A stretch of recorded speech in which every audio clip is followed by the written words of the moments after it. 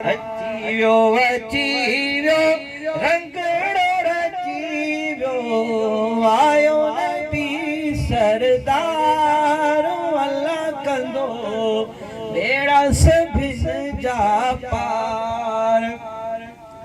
मोमिन सब मीलाद मल्हायो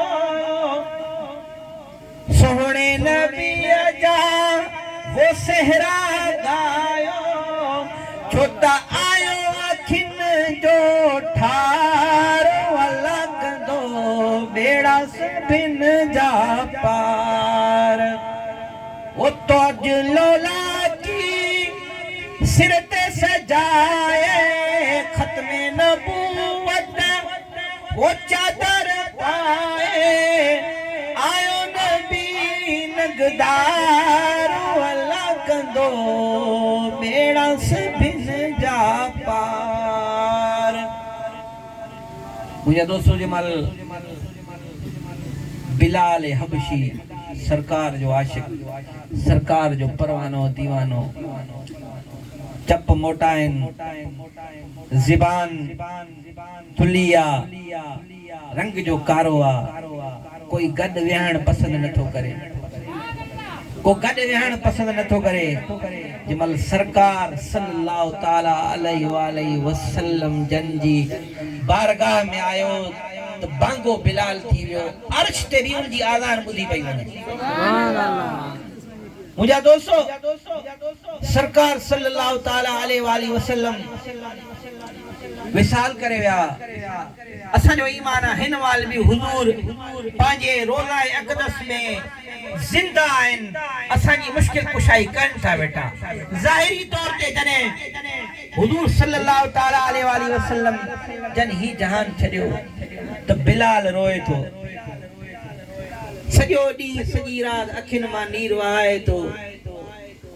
मदीनो छड़े दी नहीं सब चवने साए बिलाल छथो रोए सरकार सल्लल्लाहु ताला अलैहि वसल्लम तुसा एडो प्यार कंदा होया तुसा एडो शफकत कंदा होया चई हुजूर जी याद जेकी आ उहा मुख नथी विसरे सुबह जो भी 5 वक्त हुजूर जे सामू दीदार कंदोम जमल अशहदु अन्न मुहम्मदुर रसूलुल्लाह जमल मा चोंदो होयम ना अशहदु अन्न मुहम्मदुर रसूलुल्लाह जमल मा चोंदो होयस त सरकार मेहराब में तशरीफ फरमा हुंदा होया मा इशारो कड़ी आंगुर कड़ी चोंदो होयम त इयो तवे अल्लाह जो महबूब इयो तवे असा जो सरदार इयो तवे असा जो आका हाने मा सरकार सल्लल्लाहु ताला अलैहि वसल्लम ज़ाहिरी तौर ते हिते न आइन मा आज़ान दिया मा मदीने में हुजात जरूर आज़ान दिया त आंगुर के देखना सरकार न हुंदा त मा बर्दाश्त न करे सगंदुम मा आज़ान न दई सगंदुम हिता लडे वियो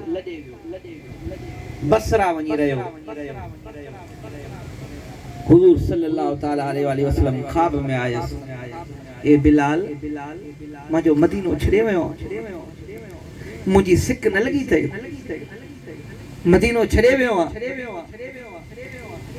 ख्वाब में दिसे दो